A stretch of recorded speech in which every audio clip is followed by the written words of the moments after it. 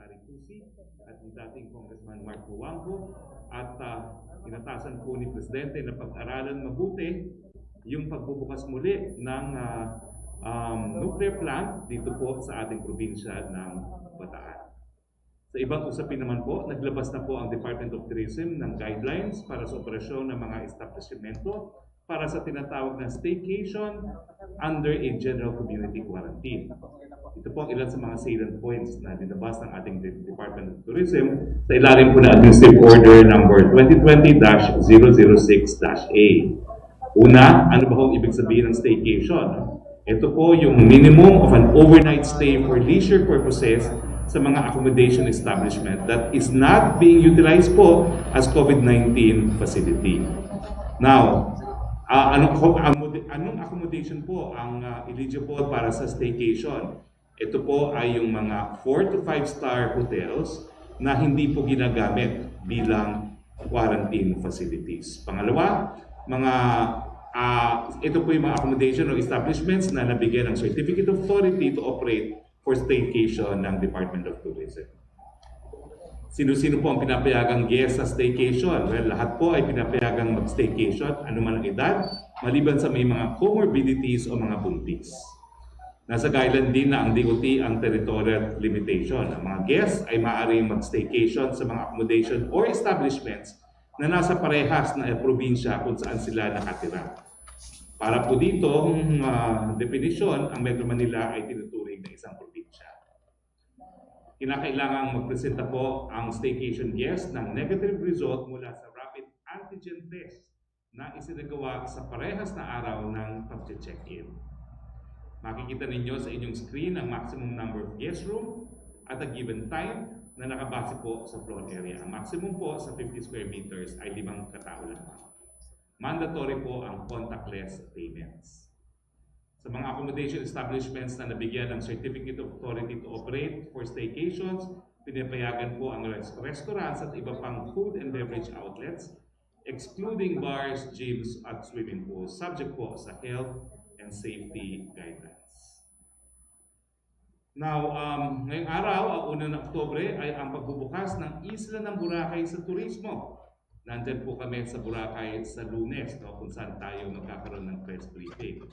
Ito ang mga guidelines po para sa mga domestic tourists na may plano na magstay sa Boracay ng at least isang gabi. Kasama rito ang turistang galing Aklan. Una, puntahan po ang webpage ng http://aklan.gov.ph at i-click ang online health declaration. Piliin ang Boracay sa where to page. Pangalawa, i-fill out ang required fields at i-click ang submit. Pangatlo, may kompirmasyon na lalabas. Pang-apat, mag-save ng kopya ng health declaration sa inyong smartphone o mag-print ng kopya. At pang-lima, i-attach po ang kopya ng health declaration kasama ang kopya ng RT-PCR negative result, isang kopya ng confirmed booking, slip form at proof of identification. Ipadala po sa touristboracay@gmail.com. Pang-anim, hintayin po ang email response ng final validator. Inaabot ng less than a day ang mga pagpoproseso matapos matanggap ang mga kompletong dokumento po. Pang-pito, kung successful ang pagpoproseso, makakatanggap po ng kopya ng health declaration na may tourist QR code. Ipapakita ito po sa mga otoridad. Kung sakali namang hindi successful, kinakailangan mag-submit ng mga requirements or kinakailangan ng klarifikasyon. Simula ngayong araw, ang 1 ng Oktubre, umpisahan po ng Department of Transportation sa pamamagitan ng Land Transportation Franchising and Regulatory Board ang pagpapatupad ng fully cashless transaction system gamit ang BPM cards ng public utility buses ng EDSA busway system. Para mag-load ng BPM cards, pumunta lamang po sa LRT at MRT stations, Family Mart at mini-stop branches, Bayad Center at kanilang affiliates, or via over-the-air loading partners tulad ng BPI, Ion by Unibac at iba pa. COVID-19 updates po tayo. Ito po ang global updates. According po sa Johns Hopkins, meron na po tayong 33,873,355,000 global cases at meron na po tayong 1,012,841 na namatay. Nangunguna pa rin po sa kaso ang Estados Unidos, pumapangalawang India, pangatlo po ang Brazil, Russia, at Columbia. Dito po sa ating bayan, meron na po tayong na-test na 3,487,710 na mga kababayan natin. Ito po ay sa 104 licensed RT-PCR laboratories at 32 licensed gene expert laboratories. No? Ang aktibong kaso po ngayon ng COVID sa ating bayan ay 52,702. At sa numurong ito, ang asymptomatic po ay 9%, ang mild ay 86.4%, ang severe ay 1.4%, ang critical ay 3.2%. Dumadami rin po ang nagre-recover, 253,488. Ang mga namatay po ay 5,504. Okay, dito po nagtatapos ang ating presentasyon.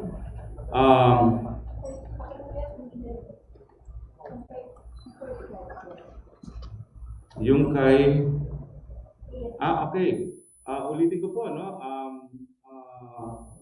Nagpulong po kagabi si Presidente, kasama po si Brother Eddie Villanueva, Deputy Speaker po ngayon, at kasama rin po si Speaker Alan Cayetano, at ang kanyang may bahay, si Congresswoman Lani Cayetano, si Senator Pia Cayetano, at kasama rin po si Senator Bongo. Bagamat ang pakay po ni Brother Eddie ay para i-pray over ang Presidente, inulit naman po ni Presidente na ang liderato, issue ng liderato sa Kamara de Representante ay isang internal matter ng Kamara de Representante. Okay, so kasama po natin ngayon ang ating governor po namin dito sa probinsya ng Bataan, Governor Abet Garcia. Abet, kamusta na po ang COVID? Ano po yung mga responses na ginagawa ng ating probinsya? The floor is yours, Governor. Yes, maraming salamat po, Secretary Harry Roque, aming kalalawigan at kababayan dito sa Bataan. It's an honor to have you visit our province at para kamustahin po ang inyong mga kababayan dito sa lalawigan. At magandang tanghali po sa ating mga viewers. Nandito po kasama ko si Mayor Jocas ng Mariveles at si Administrator Emi Pineda ng Freeport area of Bataan. Dito po sa Bataan ay nagagalak po akong i-report na as of today, malaki na po ang binaba ng active cases ng COVID dito po sa ating lalawigan. At yung trend po ay pababa na rin po. So, ang active cases po sa araw na ito ay aabot ng 500 plus, coming from a high of almost 1,000 2 weeks ago. At yung trend nga po ay pababa na, and this is because of the measures na ginawa po ng ating mga otoridad, ating mga mayors, at lalong-lalo na po yung ating mga frontliners sa barangay at sa hospital. And of course, sa kooperasyon na rin po ng ating mga kababayan. Dahil katulad po ng palagi niyong pinapaalala, Secretary, sa ating mga kababayan, at sinabi na rin po ni Secretary Galvez, 85% po ng COVID infection ay maiiwasan kung tayo lang po ay magpa-practice ng health protocol. So that is 85% of the problem solved or the problem that would not have happened kung tayo lang po ay nagdidisiplina at nagpa-practice. Ay pababa na po, and we're introducing new measures para pagpasok natin dito sa new normal na unti-unti po natin binubuksan ang ating ekonomiya, hanap buhay ang ating mga kababayan, ay maging ligtas pa rin po tayong lahat. Salamat po.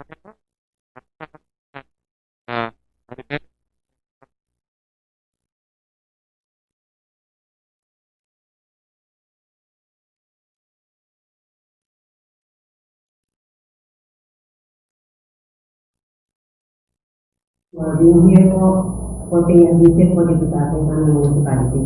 And also, good afternoon po sa lahat ng ating kamen. Dito po sa Mariveles ng ating sa Bataan. Kay Gobabet, good afternoon po kay ating ng AFAB, kay Mariveles.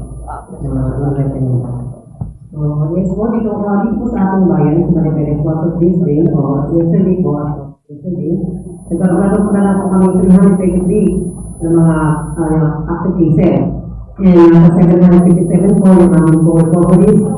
And ang total po nasa 1,000 po yung aming positive cases. Naging positive pero we believe nga po na tama po sa atin po because of the assistance of the provincial government headed by our Sabibuang Executive and very proactive Governor Abet. Naging successful po ang laban sa COVID-19. At we believe na dire-diretso po ito. For the past few weeks po, tumaas po yung mga kaso. Umabot po kami sa 600 active cases. And dahil po sa ginawa na, nagkaroon po kami ng lockdown sa siyang natatay po na nadala po ng government active cases. To the encouragement po of our governor, for 14-day lockdown po naging very effective po. So ngayon po, bumaba na po yung kaso. Yun lang po ang gusto po natin dito sa bayan na yung cooperation po, tama po kayo ng cooperation and also yung po participation ng ating mga kababayan. We believe po na if we will engage the participation, yung involvement ng ating mga kababayan, na maging dapat po they must adapt to this, hindi po doon sa virus but to the healthy protocol. So yung po i-adapt na po natin yung ating mga sarili na po, yung participation ng ating mga kababayan sa ating mga healthy protocol, sa ating mga implement ang mga minimum health requirements, we believe na malalaman na po natin ito. So thank you so much po Sir Roque. Dahil alam po na sa weekly na po ang everyday na nagpapaalala po kayo sa ating mga kababayan sa buong Pilipinas na sundin ang mga health protocol. At hindi po kayo nagsasawa na paalalahanan yung mga yung social distancing, very effective po yan po. Kung lahat lang po sumusunod, ay sigurado po wala na po maahawa. Thank you po. Thank you, Mayor Castañeda. At kasama rin po natin, and our host for today is Engineer Emmanuel Pineda ng Freeport Authority of Bataan. Sir, the AFAB is the first Freeport authority in the whole Philippines. At marami pong locators dito. No? I could imagine because it is an industrial estate, meron din tayo naging issue tungkol sa COVID. Ano po, paano pong ginawa nating responses dito sa AFAB? Magandang hapon sa ating kababayan, Presidential Spokesperson, Secretary Roque, of course sa ating mahal na Gobernador, Gobernador Abel Garcia, at sa ating Mayor, Jocelyn Castañeda. Dito po sa Freeport area of Bataan, tama po na ito po yung kauna-unahang economic zone way back 1972 ng EPSA. At the newest Freeport na ito po ay na-convert into Freeport area of Bataan noong 2009. Meron po tayong operating locator companies totaling to 97 before the pandemic. Meron po tayong umabot po ng 46,000 workers ang ating nagtatrabaho dito sa loob ng Freeport. Nung tinamaan po tayo ng pandemic, nagkaroon po ng matinding epekto at sa tulong naman po ng mga ahensya ng ating provincial government at pakikipag-ugnayan din sa mga local government, nanumbalik po ang unti-unti po nanunumbalik at meron na po ngayong 83 na operational uling companies at nasa more than 20,000 po yung nakabalik na ng mga manggagawa. Umabot po as of yesterday ng 234 COVID cases, pero 209 po ang naka-recover at ang active na lang po ay 34 cases. At siguro po dumami po ito dahil nag-conduct po tayo ng mass testings para po masiguro na ma-identify yung mga asymptomatic, especially para po ma-isolate kaagad sila at hindi na sila makapanghawa. Meron po ang AFAB na itinayong 3 3-story housing facilities intended for workers. Ito po ay kinonvert natin pasamantala into isolation facilities. May available po sa kasalukuyan na 111 rooms at yung third building, ina-allocate po natin sa mga locator bilang tugon sa requirement ng DOLE na magkaroon ng mandatory isolation facilities. Totaling another 96 beds po. May kasalukuyan po, meron tayong 2 Red Cross tents merong capacity na 16, 8 male and 8 female, at dalawang negative pressure tents sa pakikipag-ugnayan po at suporta ng provincial government na meron pong capacity rin na 20 beds. At makikita po natin na taos po yung ating pagpupursige na masugpo yung ating COVID-19 virus. Nagtalaga po tayo ng mga health screening facilities. At kanina nga, just to show their leadership by example, ang ating pong mahal na secretary, governor, pati ang mayor, ay dumaan po sa ating triage. Wala pong exempted dahil po wala naman po exempted sa COVID-19. So tuloy-tuloy lang po ang ating pagtutulungan upang tuloy-tuloy po nating matatalo at talunin na at mawala na itong COVID-19. Maraming salamat po. Salamat, Administrator Pineda. Tumuloy na tayo sa ating open forum with the Malacañang Press Corps and the local press corps of Bataan. Unahin po natin si Yusek Roque. Questions from the Malacañang Press Corps, please. Yes, good afternoon, Secretary Roque, at sa ating mga bisita. Good afternoon po sa inyo. Tanong mula kay Chris Jose ng Remate Online. Reaction po ng Malacañang sa panawagan ng grupo ng mga pamilya at kaibigan ng political prisoners na magkaroon daw po ng dialogo sa mga otoridad ukol sa pagpapatupad ng hakbang laban sa COVID-19 sa loob ng detention facilities. Well, siyempre po, inaaksyonan ng gobyerno ang kondisyon ng lahat ng detention facilities, hindi lamang po para sa mga political detainees dahil kinakailangan po alinsunod sa ating saligang batas, Equal Protection Clause, lahat sila na similarly situated, pareho po ang ating pagtrato sa kanila. Sa ngayon po, ang programa po ng DOJ ay dalawa po. Pagdating po doon sa Muntinlupa ay meron na po tayong isolation facility na naroon na ibinigay rin po ng ICRC. No?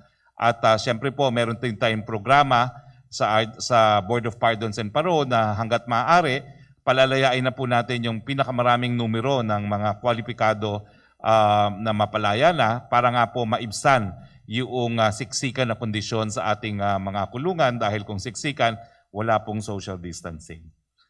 At pagdating naman po sa mga local detention facilities na sa ilalim ng DILG, ganun din po, nagbukas din po ang DILG ng mga isolation facilities para dun sa mga detainees na nagtetest ng positive at nakikipag-ugnayan din po sa ating hukuman para mapabilis po yung pagpapalaya o pagpapadismiss ng mga kaso na po pwede na madismiss. Nang sa ganon, mas kakaunti na po ang mga nasa detention facilities. Opo, Secretary, maganda na po yung audio nyo ngayon, malinaw na. Pero yung kanina nyo pong presentation, hindi po ito malinaw para sa ating mga kasamahan sa media. Ang second question po ni Chris Jose, may panawagan din si kapatid spokesperson Fides Lim sa pamahalaan na magpalaya ng mas marami pang bilanggo sa gitna ng alalahanin sa pagkalat ng virus sa loob ng mataong bilangguan, particular yung low-level offenders. May mga sakit at matatandang bilanggo na daw po kasi. Pinapatupad na po yan ng DOJ, pero lilinawin ko lang po, dalawang ahensya involved sa kulungan. Yung mga sentensyado, DOJ po sa Muntinlupa at saka sa Women's Correctional, at yung mga local detention facilities, yung mga local jails, yan po ay nasa DILG, pero pareho naman po ang programa na isinusulong. Yung mga sentensyado na, tinitignan, pinabibilis yung proseso ng probation and parole, at doon naman po sa mga DILG, nakikipag-ugnayan po sa mga hukuman, ng so ganon, yung mga kasong mga minor offenses ay kung po pwede ma-dismiss na at ma-decongest nga po yung ating mga lokal na kulungan. Ang third question po niya, dapat din daw na itigil na ng pamahalaan ng pagpapakulong sa quarantine violators at suspindihin ang political arrests. Pagdating po sa quarantine violators at political arrest, kinakailangan po ipatupad ang batas. Para po doon sa mga political arrest, tigil niyo po ang laban ninyo sa gobyerno. Last question po ni Chris Jose, na nawagan din ang grupong kapatid para sa COVID-19 testing sa lahat ng bilanggo at gawing regular ang online communication sa pagitan ng persons deprived of liberty at sa kanilang pamilya sa pamagitan ng electronic dalaw. Well, hindi ko po alam kung posible yung electronic dalaw, pero pag-aaralan po yan ng otoridad. Makipag-ugnayan po tayo kay Secretary Maynard at saka dun sa ating direktor ng Bucor. Pero pagdating po dun sa testing, isinisagawa po yan dahil yan po ang dahilan kung bakit naabatan yung mas malawakan pang pagkalat ng COVID sa ating mga kulungan. Thank you, Joyce Secretary Balancho, Roque. please. Thank you, Yusek. Yes, good afternoon, Secretary Roque. Pasensya na po kasi kanina garbled yung boses ninyo so hindi namin masyadong narinig yung announcement ninyo kanina. I'd just like to ask again, ano po yung napag-usapan ni House Speaker Alan Peter Cayetano at ni President Duterte last night? May mga specific bilin po ba si House Speaker Cayetano? And dagdag ko na rin since same topic, is the President pleased with what happened in the House plenary yesterday? Well, ulitin ko po ang paninindigan ng ating Presidente. Yung pagpili po ng liderato ng Kamara ay isang internal matter para sa Kamara de Representante at rinirespeto naman po ng Presidente ang naging desisyon ng Kamara na ibinasura po yung pagre-resign ni Speaker Alan Cayetano. Ang bilin po niya, kinakailangan mapasa talaga ang budget sa lalong mabilis na panahon dahil nakapaloob po sa budget yung ating COVID-19 response. At kung magkakaroon po tayo ng reenacted budget, ay yung budget sa taong ito po, wala pong COVID-19 response dyan dahil wala pa naman pong COVID. So, yun naman po, nagkataon lamang po na ang pangyayari sa Kamara kahapon ay nangyari doon sa scheduled meeting sa panig ni Deputy Speaker Brother Eddie Villanueva at ng Presidente. Pero ang main dahilan po roon ay para i-pray over ang ating Presidente na nangyari naman po. Si House Speaker Alan Peter Cayetano po ba ang nag-seek ng meeting with President Duterte last night? Hindi po. Ito po ay in-arrange 2 weeks ago pa by Brother Eddie and it really is a pray over. All right. On a different topic, Secretary, si Foreign Affairs Secretary Teodoro Locsin is opposing the sale of government properties in Japan for any reason. And he said what should be sold are properties of departments of budget, Treasury and Health for its, and I'm going to quote him, lousy response to COVID. He particularly suggested po selling San Lazaro Hospital and RITM. Ito po ba'y pwede, Secretary? Mga personal opinion po yan ni Secretary Locsin. Pero ang sinabi ko nga po, sinabi ko nung huling press briefing, ang pagbebenta po ng mga property natin sa Japan ay hindi lamang dapat manggaling sa Presidente, kinakailangan magkaroon din po ng concurrence ang ating Kongreso. Thank you very much, Joyce. Sir, last na lang, sir. Okay. Ang Metro Manila Council ay gusto po, or they're eyeing MGCQ for NCR by November. Is it something possible given the current records ng NCR ngayon? And is it a target of IETF? It is not an impossibility dahil talaga naman po napababa natin. No? Pero nasa kababayan pa rin natin yan sa Metro Manila. Alam na po natin ang dapat gawin, mask, hugas, iwas, gaya ng sinasabi ng ating Presidente doon sa ating Ingat Buhay para sa Kabuhayan campaign. Okay. Si William, our Regional Director of the PIA, will act as moderator for the local press. So thank you, Joyce. I call on William now to recognize a reporter from the local media who will ask the next question. You can address your questions to me, to Governor, to the Mayor, or to the Administrator. Go ahead, William. Thank you, Secretary Roque, for that, and welcome to Central Luzon. Welcome to Bataan. Secretary, our first question from the Bataan Press will come from Mr. Greg Refraction of Philippine Daily Inquirer. Okay, good afternoon po, Mr. Spokesperson. Dito po sa Bataan, well, ano pong purpose nyo pag hold ng press briefing dito sa pub? Do you want to share something to pub to mitigate the spread of virus? Well, ang original schedule po, dapat isasabay natin itong press briefing doon sa tinatawag naming code visits. No? Ito po yung programa ngayon ng Department of Health at saka ng IATF kung saan umiikot kami at linalatag po natin yung code program ng DOH na magbabay-bahay sa mga barangay para humanap ng mga symptomatic. Unfortunately, last minute na cancel po because yung kasama nating si Secretary Galvez had to appear in Congress dahil alam niyo na ba, budget hearing. No? Since na-arrange na po namin itong press briefing nito ahead of time, tinuloy na lang po namin pero babalik po kami for the code visit. All right, no follow-up, Sir Greg. That's it for the first question from the Bataan Press, Mr. Secretary. Okay, thank you. We go to Yusek Roque again. Yes, Secretary, tanong ni Virgil Lopez of GMA News Online. Yung first question niya, sagot niya na about yung details ng meeting ni President Duterte and Speaker Cayetano in Malacañang last night. Ang second question niya, is the palace confident that Congress will be able to pass the 2021 national budget on time despite the leadership squabble at the House of Representatives? Well, tingin ko tapos na naman po yung controversy, no? At talagang paulit-ulit na pakiusap ni Presidente, kinakailangan mapasa ang ating COVID-19 budget on time. Thank you, Secretary. Yes, next is Trish Tirada, please, of CNN Philippines. Hi, good afternoon, Secretary. Sir, amid the speakership round, seeing lawmakers say that they will depend on the President's wisdom to choose their leader, what can Malacañang say about this and the House's independence? And sabay ko na rin, sir, kumusta po si Pangulo, sir? How's his general feeling about this? Is he disappointed? Is he sad about what's happening in the Congress? Well, alam niyo po, ako talaga nag-iingat pagdating sa mga sinasabi ko dito sa speakership row dahil pareho silang kaibigan at siyempre po, lahat inaasahan ko anong mensahe galing kay Presidente. So ang Presidente po, malinaw naman, no? Hindi ako nagsalita nung nangyayari ang mga pangyayari sa Kamara dahil hindi ko pa nakukontak ang Presidente, pero nang siya'y tumawag po, talagang 3 sentences lang ang sinabi niya. Wala po akong dinagdag, wala akong binawas. No? Stay out tayo dyan. No comment tayo dyan. That's a purely internal matter of the House of Representatives. No? So he has left the decision on the House leadership to the individual members of the House of Representatives.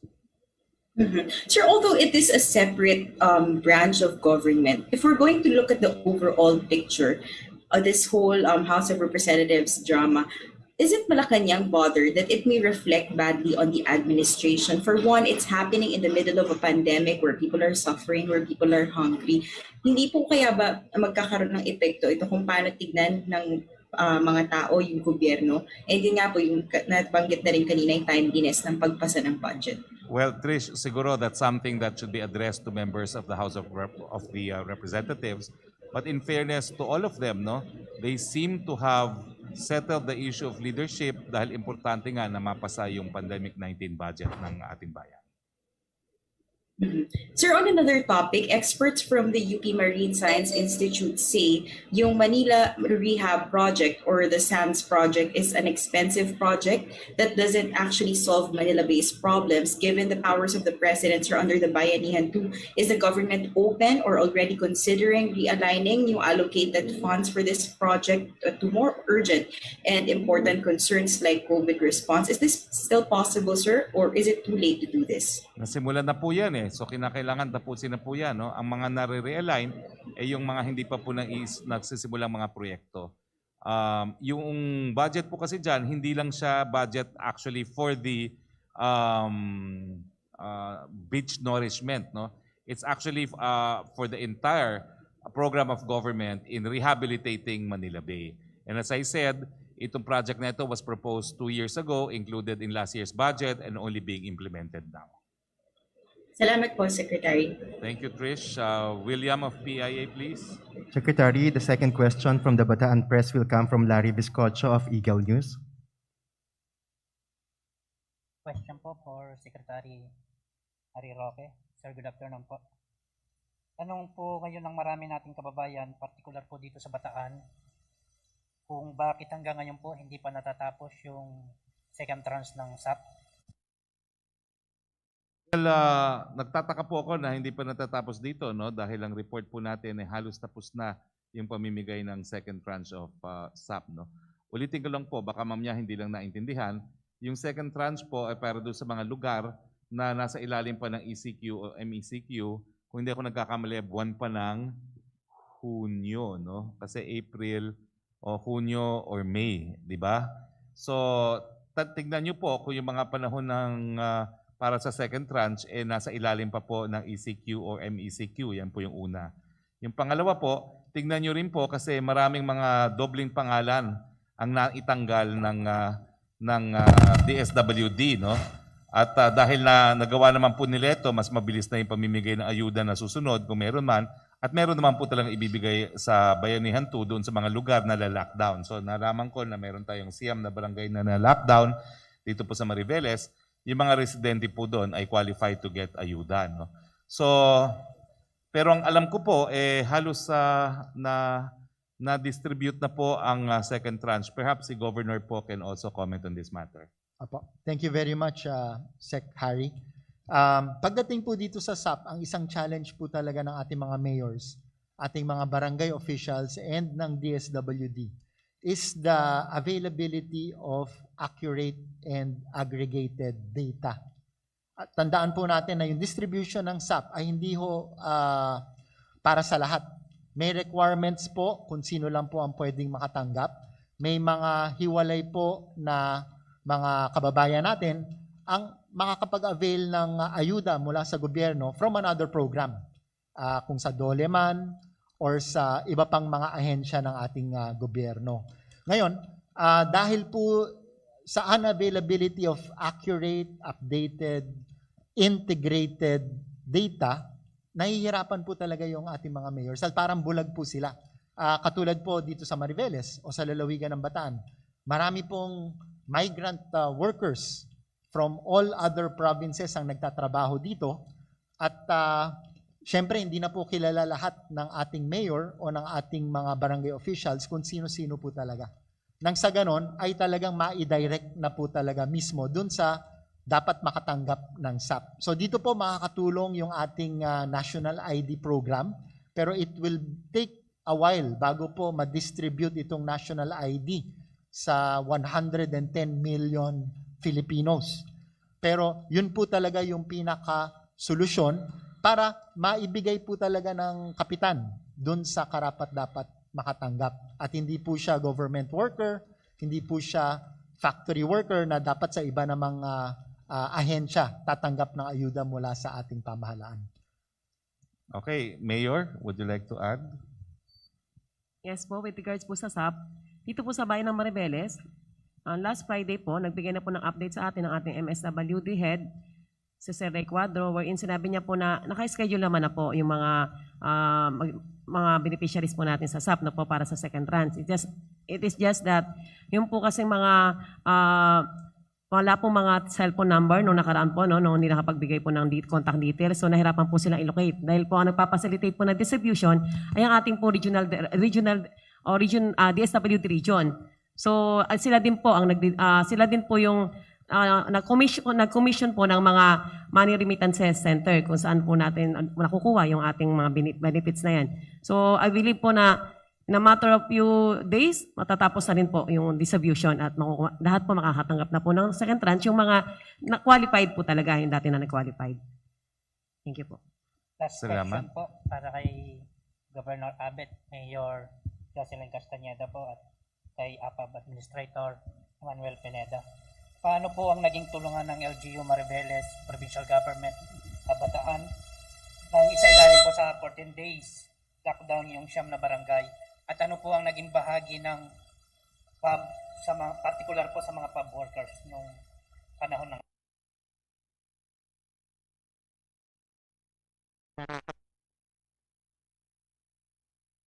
Maganda po yung naging coordination with the municipality and the authority of the Freeport area of Bataan. Lalong-lalo na po itong last 14 days na nag-lockdown po tayo dito sa Mariveles. From the distribution of relief goods, dahil hindi po nakapagtrabaho yung ating mga mamamayan, to the mass testing na ginawa po dito sa FAB, sa mga barangay, sa palengke. Coordinated po ang lahat ng ating mga ahensya na aking nabanggit. To the isolation and the quarantine, ay nagtulong-tulong po talaga yung bawat isa.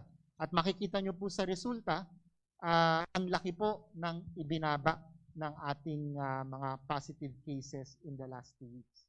And of course, yung mga barangay official na kung saan may nilaunch na kami ni Mayor na program na kung merong 20% reduction ng COVID compared to the last 15 days, meron po silang recognition and incentive. So, gaganapin po ito every 15 days Yung last 15 days po, naganap na po namin via Zoom. At yung susunod na cut-off po ay kahapon, September 13. So in the next couple of days, ay gagawin po namin yung recognition nito. Ito po ay continuous na i-recognize sila basta may 20% reduction hanggang maging zero yung COVID sa barangay dahil sa proactive participation ng ating mga BHERTs. At kapag naging zero at ma-maintain na zero, tuloy-tuloy po yung recognition and incentive. Inuna lang po natin dito sa Lower Mariveles dahil dito nagka-problema 14 days ago. Pero ito po yung gagawin natin sa buong lalawigan ng Administrator. Gaya po ng nabanggit ng ating gobernador, naging maayos po yung ugnayan at ang naging sistema po, yung mga workers natin ng mga kumpanya sa Freeport area of Bataan na qualified magtrabaho, sila po ay ini-issuehan ng permit ng AFAB at ito po ini-endorso sa Municipal Health Office, sa LGU, dahil sa bandang huli, ang barangay po ang siyang magkokontrol ng paglabas ng mga manggagawa. Kaya po, yun po yung naging ugnayan ng Freeport area of Bataan at ng ating LGU. Base po sa listahang ibinibigay ng AFAB, nag-i-issue naman po sila ng kaukulang permit sa mga individual na residente ng bawat barangay na naka-lockdown. At sila po yung napapahintulutang lumabas. Yusek Roque? Yes, Secretary, question from Julie Aurelio. Congressman yesterday rejected House Speaker Alan Peter Cayetano's offer to resign. Can this reverse President Duterte's order that the term sharing bill be honored and Marinduque Representative Lord Alan Velasco assume on October 14? Actually, hindi ko nakuha yung first part. Ano yung first part? Ulitin ko, Secretary, ang sabi niya, Congressman yesterday rejected House Speaker Alan Peter Cayetano's offer to resign. Can this reverse President Duterte's order that the term sharing bill be honored and Marinduque Representative Lord Alan Velasco assume on October 14? Well, nasagot ko na po yan. Rinirespeto po ng Presidente ang desisyon ng ating mga mambabatas dahil this is a purely internal matter of the House of Representatives. Mayor, I'm sorry yes, on the question on yung ugnayan. Yes po. I admit na noong the past siguro po few months po, nagkaroon lang po ng counting incoordination that leads to miscommunication. Kaya po may mga iba pong mga nagkaroon po ng mga siguro po lapses on our part din na magkaroon po ng data. Parang yung pong data po dun sa ating mga nag-positive and nagpapaswab test. Pero dahil nga po sa tulong po ni Gob, naging maayos naman na po after that and we believe po na tama po yun na through proper coordination po, doon po talaga yung magiging effective and successful po itong ating laban sa COVID-19. Like for example, yung po naging suggestion po ni Gob na magkaroon ng lockdown po for 14 days yung ating 9 barangays, ay napakalaking tulong po. And also yung pong coordination po on the part of the AFAB po na magbigay po ng mga data doon po sa mga company, doon sa mga mga nagpapasidip po ng mga workers. So nakatulong po yan upang sa ganun po malaman natin kung nasaan na po yung virus because for the past few months we have lost track of the virus po. Kaya po through proper coordination, so nagkaroon po tayo ng tamang direction doon kung paano po natin susukuin itong virus na to hindi nakikita. So, maraming salamat po kay Gob at saka po kay Admin Pineda. Joseph Morong, please, GMA7. Thank you, Mayor. Hi, sir. Good afternoon. Good afternoon po sa Bataan, sir. Okay, we get that, no? Ang sinasabi ni Presidente is that he's not going to intervene anymore. But let's go back to the time that you talked to Speaker Cayetano and Congressman Velasco. Bottom line, sir, and for the record, because we've been hearing, conflicting accounts from both camps. What was the president's wishes? Ang latest nga po, I quoted him verbatim, and this is when we had telephone conversation yesterday. No? Tinanong ko, ano po ang saloobin ninyo dito sa nangyari sa House na nag-resign at rineject po ng mga mambabatas. Sabi niya, Stay out tayo, no comment tayo dyan. That's a purely internal matter of the House of Representatives. Okay, sir. We accept that. So, pero sir, yung question is, kasi may lumalabas na October 14 and then May December, nagtanungan pa sila na gusto nila maging speaker because it's going to be their birthday.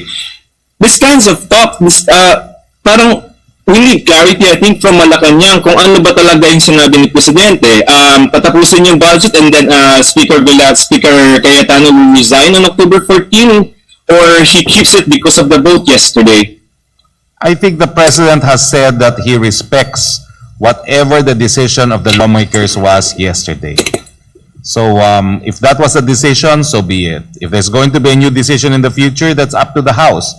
Pero the President has said that he will not interfere beyond reminding the parties to honor the agreement. No? So hanggang doon na po ang posisyon ng ating Presidente. Okay, that much we can say, sir, that honor dapat yung gentleman's agreement between the two congressmen, correct? Well, yan po yung sinabi niya noong 2 weeks ago. Pero kahapon, ang sinabi na nga niya, with everything that has happened in the House, he accepts the decision of the lawmakers to reject the resignation of Speaker Cayetano.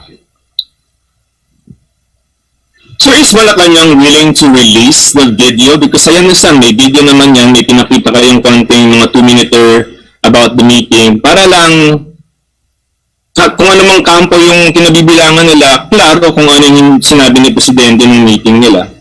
Ay, tatanong ko po, pero again, yan po yung nakarating sa akin, no? May mga iba pang nakarating sa akin, pero it did not come from the mouth of the President, so I will not repeat. Gaya na aking sinasabi po, pag hindi nang galing sa bibig ng aking principal po, hindi ko na muna sinasabi dahil maselan po usapin ito. So yung kagabi, ang sabi niyo po yung meeting o yung play-over meeting si Brother Eddie had been set up 2 weeks ago. That is, yung po bang plano na yun includes si Speaker Cayetano or was he just there incidentally? And what was the President's statement? May sinabi rin ba si Speaker Cayetano kay Presidente? Nagsumbong ba siya? What happened this? Or nag-report siya? Well, ang pagkakaintindi ko po, again, this did not come from the President. Wala naman pong volunteer si Speaker Cayetano kasi nailabas ko na po yung saloobin ng ating Presidente. So, ang pagkakaintindi ko po, reiterate lang na ating Presidente, he respects the decision of the individual members of the House of Representatives. So sorry, that's just one last. Sabi niyo po, ano ito? Wait lang ha. Seems that the controversy is over. Tapos na yung controversy. Ibig sabihin, sir, si Speaker Cayetano can keep his post? Well, I think that's what happened yesterday, Joseph. He offered to resign. It was rejected. He continues to be Speaker. Kasi sir, di ba kong rin naman before, ang sabi improper na yung na motion. That's for the House to resolve. Even the Supreme Court cannot interfere in this regard. Okay, so sir, wala magre-resign sa October 14? I do not know po. But for now, with what happened yesterday, clearly, Speaker Cayetano offered to resign, rejected, he continues to be Speaker. Okay, sir. Thank you for your time, sir. Thank you po. William? Secretary, another from the local press, Ms. Zenny Soriano from Bataan. Good afternoon, Mr. Secretary. My question is for Governor Albert Garcia. Gov, you said a while ago that there is now a downward trend to the number of infection happening now in Bataan. To what measure do you attribute this development and how you will make sure that the surge will not happen again? Yes. First of all, itong downward trend, number one, is because of the cooperation ng ating mga kababayan. Like I said earlier, palaging pinapaalala ni Secretary Harry Roque, at kahit yung ating Pangulo, si President Rodrigo Roa Duterte, 85% ng infection nasa kamay nating mga mamamayan. So, kapag magsinop lamang tayo at maging disiplinado at sundin ang mga health protocols, may iwasan po natin yung paghawa-hawa. So number 1. Number 2 is yung sipag at kooperasyon at malasakit ng ating mga frontliners. From the province, the municipality, the barangay, the hospital, health workers, lahat ng ating mga kinauukulan na nagtulong-tulong para ma-test, ma-contact trace, ma-isolate, maalagaan, mabantayan yung ating mga barangay at ating mga bayan nang sa ganon ay ma-break yung chain ng hawa-hawa. At ito naman po yung nangyari. Nakita natin na about 50% ang binabahan natin in the last 2 weeks. And hopefully, dire-diretso yung trend pababa with the cooperation of our mga kababayan. And may introduce pa po tayong mga bagong measures nang sa ganon ay talagang as we proceed to the new normal ay mas maging ligtas po tayo. At alam nyo naman po yung naging ugnayan po natin the other week, ito po yung first day, October 1, sa pagbisita ng ating secretary na inimplement po natin yung QR code sa ating mga checkpoints. So bago po pumunta dito, minonitor po natin yung ating mga checkpoints. As expected, sa umpisa, medyo may konting pagsasanay na kailangan tayong gawin. Pero I'm happy to report na karamihan ng mga pumapasok ng ating borders ay meron na pong QR code sa kanilang mga cellphone. So napakagandang pangitain po ito dahil talagang nag-e-effort din po yung ating mga kababayan na mas maging ligtas. Ang naging isang problema lang po, syempre yung hindi pa sanay, pagdating sa checkpoint, ilalabas yung cellphone, hahanapin yung QR code, tapos isa-scan nung ating mening uniform. So doon lang po medyo nagtatapos.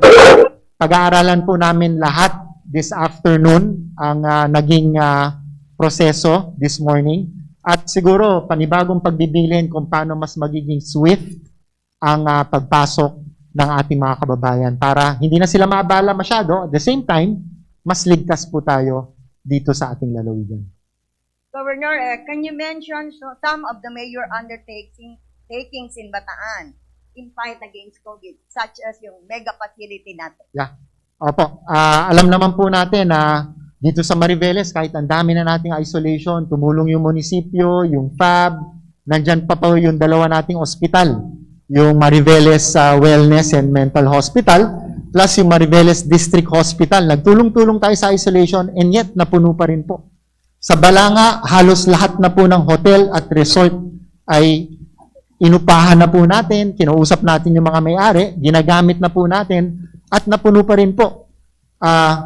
Kahit na may mga quarantine facilities na yung bawat munisipyo sa ating lalawigan, napupuno pa rin po. So, minarapat po ng ating probinsya na magtayo po ng mega quarantine facility para ho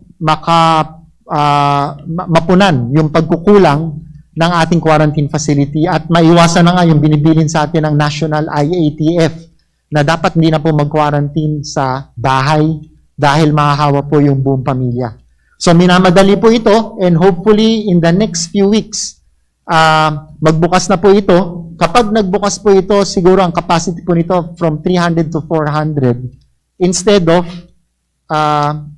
maliliit na mga quarantine facilities kung saan hiwa-hiwala yung ating mga personnel, hiwa-hiwala yung ating logistics na napakahirap i-manage. So dito masicentralize po natin, maaring hindi pa rin siya sumapat at magagamit pa rin po natin yung mas maliliit na quarantine facility pero malaking tulong po siya para punan yung much needed space and availability ng ating quarantine facility. So isa po yun.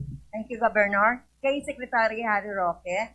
Sir, what are the policies of the national government that will ensure a balance in the management of health and economic needs of the Philippines? Okay, yan po talaga yung napakahirap na balanse na palagi pong ginagawa ng IATF. Sa katunayan po ngayon, no, yan po yung issue sa Metro Manila, no, kung dapat nga bang gawing MGCQ na dahil kinakailangan ng buksan ng ekonomiya o kailangan pa rin maging rigid at gawing GCQ pa rin. Ang GCQ po, 50% lang na ekonomiya ang bukas. Ang MGCQ, 75% na ekonomiya. Ang aming kampanya po sa OPS ay po pwede naman po tayong mabuhay in spite and despite COVID. Hanggang wala pong bakuna, nandiyan pa rin talaga si COVID-19. At ang ating mensahe po, pag-ingatan po natin ang ating mga buhay para tayo po ay makapaghanap buhay. So yan lang po, no? Hindi po siya exclusive of each other. Kailangan matuto na po tayo na mabuhay, na nandyan ang COVID. At kaya naman po sa pamamagitan ng mask, hugas at iwas. Thank you, Secretary. Thank you. Pia Renado Frappler, please. Hi, sir. Good afternoon. Sir, did the President know ahead of the plenary session that lawmakers would reject Speaker Cayetano's resignation? Hindi po. Okay. And then, sir, has the President given his last word on the speakership and term sharing deal? Meaning, once mag-October 14, for example, the President will he bring it up again, the term sharing agreement, or do you think ito na yung last, so na he'll never intervene after this? Yun na po ang statement ng Presidente. Stay out po siya dyan. No comment na. Purely internal affair. Matter of the House. Pero sir, ito na yung last. I mean, like, kasi we were saying December, the President was okay with Velasco taking the speakership role in December. So does it mean that in December, this could again come up? Well, I think yung December was rejected by Congressman Velasco as stated in the speech of Speaker Cayetano, no? And since it was rejected, parang ang naging agreement was magre-resign nga in October. Inagahan ni Speaker, nag-resign siya kahapon. Hindi nga lang po siya pinayagan ng mayorya at yun po yung sinasabi ni Presidente na stay out na ako dyan dahil nag-desisyon na ang Kamara at yan po ay purely internal matter sa Kamara. So if Representative Velasco agreed to being Speaker in December pa, then you think the President would have pushed for him more?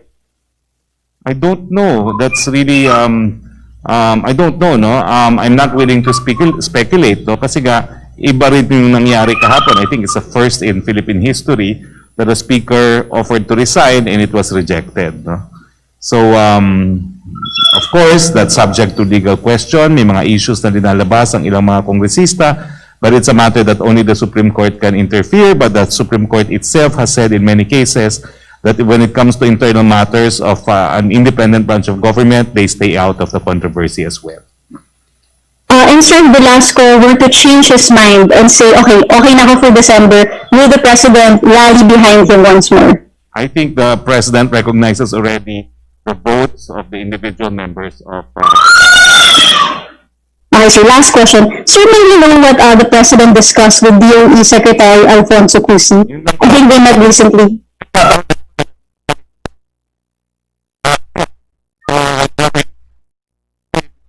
Is very active in an advocacy on the nuclear plant. I think everyone here has the same position on the nuclear plant.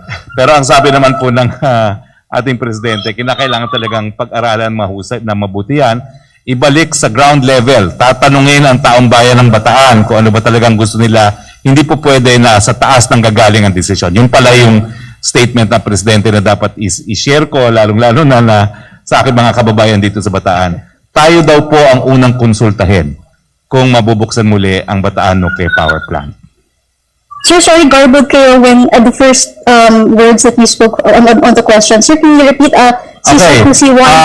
Pagdating po dito sa meeting with Secretary Cusi and former Congressman Marco Wangco, ang sabi po ni Presidente, start from the ground. Pag-aralan mabuti, but start from the ground. And I take that to mean na kami pong mga taga-Bataan ang dapat konsultuhin muna kung gusto nating buksan ang Bataan Nuclear Power Plant. Okay, thank you, sir. Thank you po. Yes, William, PIA. Yes, sir. A few questions from Jimmy Z of Power Radio.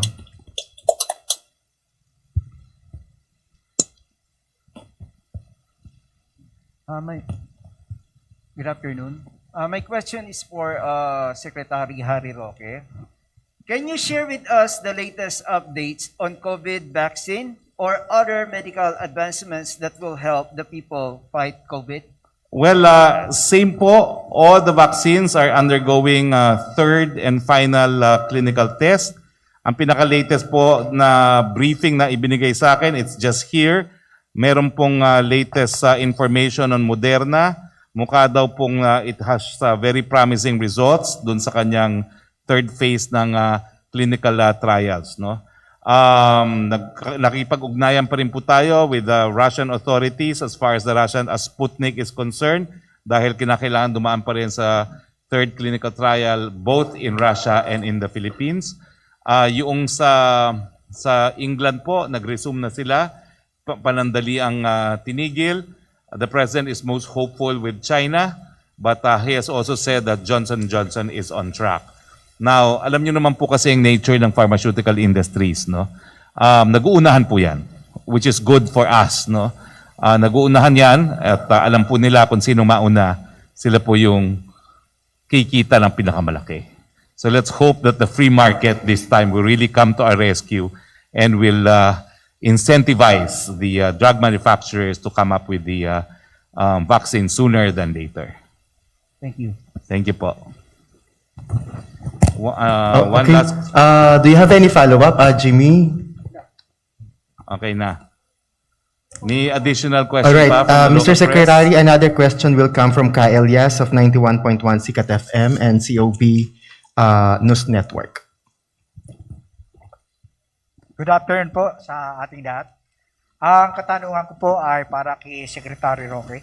Sa kabila po na nangyayari ngayon, alam natin, naharap sa pandemya ang buong Ang tanong ko po, Secretary Harry Roque, para dito sa amin sa Bataan, how does the national government assist Bataan dito po sa laban namin sa COVID?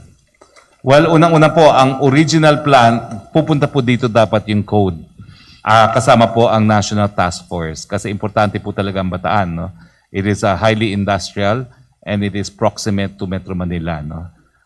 So we have been giving priority particularly to this region kasi kailan lang po mataas talaga ang kaso, kailan lang po naging MGCQ ang Region 3. No? At nais nga po namin malaman kung ano pa ang kinakailangan ng probinsya at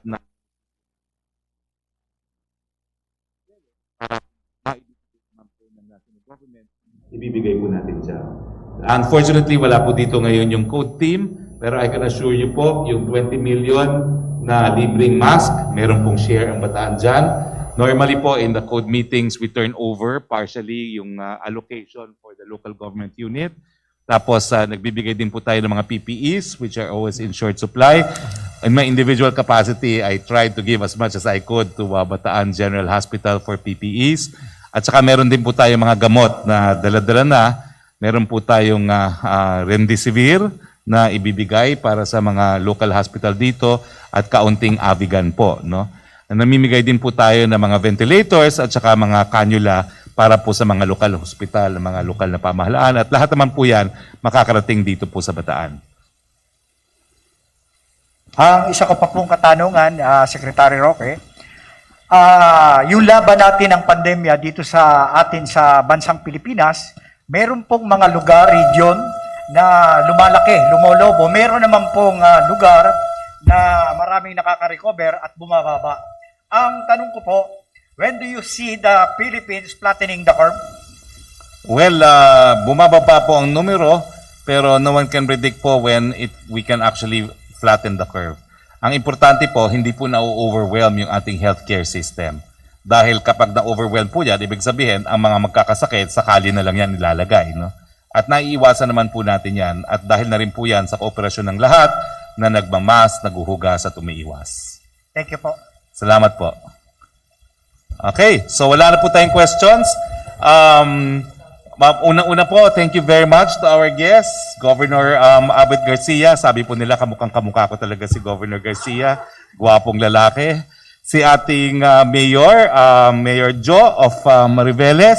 Si ating admin, si Emmy. Pasensya na ha, mga palayo na tawag ko. Close na tayo. At syempre po, nagpapasalamat po kami sa local media ng Bataan, sa mga miyembro ng Malacañang Press Corps, kay Yusek Roque, at maraming salamat po sa inyong lahat na medyo naantala po tayo kasi talagang pag kami nag-off-site broadcast, may mga konting mga problemang nangyayari po. At maraming salamat sa inyong pagsama sa ating press briefing ngayon.